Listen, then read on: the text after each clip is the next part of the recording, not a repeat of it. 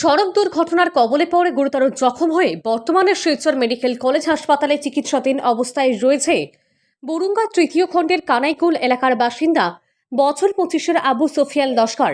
ঘটনার বিবরণে জানা গেছে, প্রতিদিনের মতো আজ সকাল আনুমানিক 9টায় বাড়ি থেকে নিচের বাইক যোগে বদরপুর মোকাম এলাকার নিচের দোকানে যাওয়ার পথে 6 নম্বর জাতীয় সড়কের হিলারার নতুন পাম্প সংলগ্ন স্থানে বিপরীত দিক থেকে আসা দ্রুতগামী একটি লরির ধাক্কায় সুফিয়ান বাইক থেকে ছিটকে রাস্তায় লুটিয়ে পড়ে।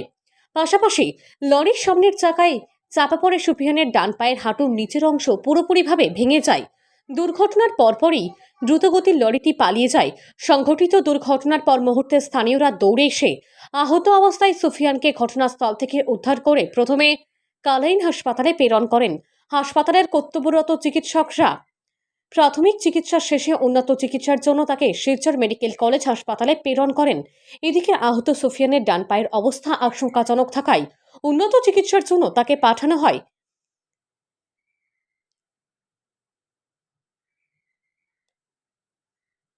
টেক।